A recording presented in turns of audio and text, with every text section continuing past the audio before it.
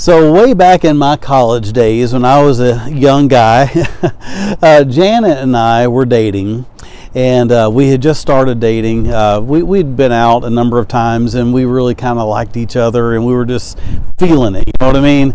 I was really thinking, I like this girl, and she seemed to be acting like she liked me a little bit herself. And so at Thanksgiving time, the two of us, one night we watched the movie It's a Wonderful Life. And as we were watching that movie, I looked over at her and I thought to myself, I am in love with this girl. I am totally in love with her, and I want to spend the rest of my life married to this girl. Now, I didn't propose to her that night. I didn't have an engagement ring or anything like that. But within the year, I did. And it was a little more than a year later that we got married. But it was watching that movie, A Wonderful Life, that I knew I am in love with this girl. And so we've watched it almost every year ever since. Some years we've watched it a couple of times, but I love that movie. Well, tonight I am in a really, really cool place. I am in Seneca Falls, New York. And Seneca Falls is better known as Bedford Falls, okay?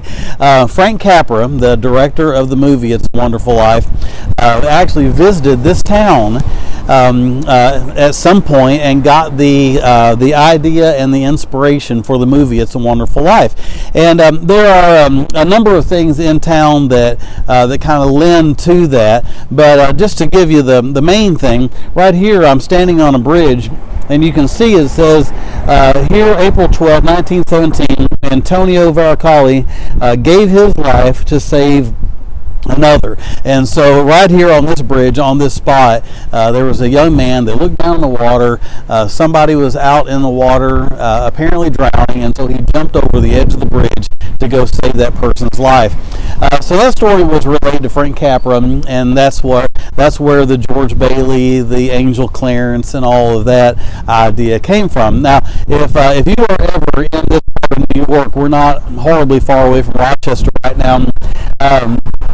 You'll see a number of things. There's a Wonderful Life museum over there, and there's a guy that dresses up like George Bailey, and it just happens things like that. But it's a cool.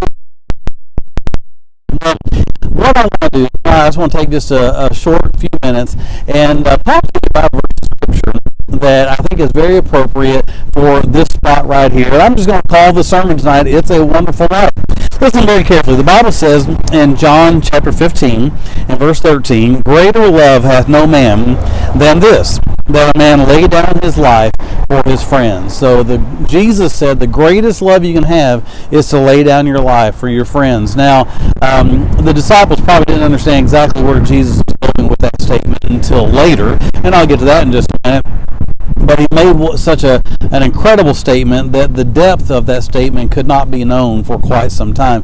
Let me just share three thoughts with you real quick here. Number one, the first thought is, it is a wonderful life when you serve others. It is a wonderful life when you serve others. Verse 11 and 12 of that same chapter says, these things have I spoken to you, that my joy might remain in you, and that your joy might be full. This is my commandment, that ye love one another as I have loved you. So Jesus, before he talked about the greatest love, he said, when you give your life for other people, that is the great joy, So it is a wonderful life when you give your life to serve others. Now, sometimes when you serve others, you get taken advantage of, and I get that, okay? But the truth of the matter is, if you just brace yourself to be taken advantage of at some point in your life, then I think you would have to agree that the best life is selfish life, just to not live for yourself.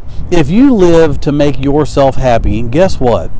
You're not going to be. It doesn't work like that. So point number one is it's a wonderful life when you serve others. Point number two, it's a wonderful life when you are a servant and a friend. When you're a servant and a friend. Verse 15, Jesus said, henceforth I call you not servants, for the servant knows not what his Lord doeth, but I have called you friends. Now, when I'm talking about being friends, I'm not talking about just being friends with somebody else. I'm being friends of Jesus. Jesus said, up until this point, up until now, you've been my servants. But from this point, I want you to see our relationship as friends. Now, I want to say that I've been living for 54 years. I've been a Christian 43 of those years, and I still consider myself a servant of Jesus. Okay, a servant. He's the master. I'm the servant. He calls the shots. I do what he says. That's the way I view it. But at some point, I do believe that even though I'm still a servant, it moved into a friendship relationship. You know, when you serve Jesus, you have to serve others. But what a wonderful thing whenever you start viewing Jesus as your friend. It's a wonderful life when he is your master and when he's your friend. And then the last point I want to share with you is it's a wonderful life when you understand the love of Jesus. It's a wonderful life when you understand the love of Jesus. So Jesus said that greater love of no man than this, that a man lay down his life for his friends. Ultimately, Jesus was not talking about you having a wonderful life by laying down your life for your friends, even though the disciples did do that. What he was saying was, I am going to lay down my life for you. And that is the ultimate expression of love. Jesus was saying, there is no way I can show you that I love you any more than being nailed onto a cross and bleeding and dying for your sin. You see, greater love hath no man. Nobody can love greater than Jesus. What did Jesus do to prove that? He laid down his life for me. You know, when a person truly understands the gospel, the good news of Jesus Christ, when a person truly gets what the love of God is all about, then, and only then, can you really have a wonderful, wonderful life. That is my prayer for you tonight.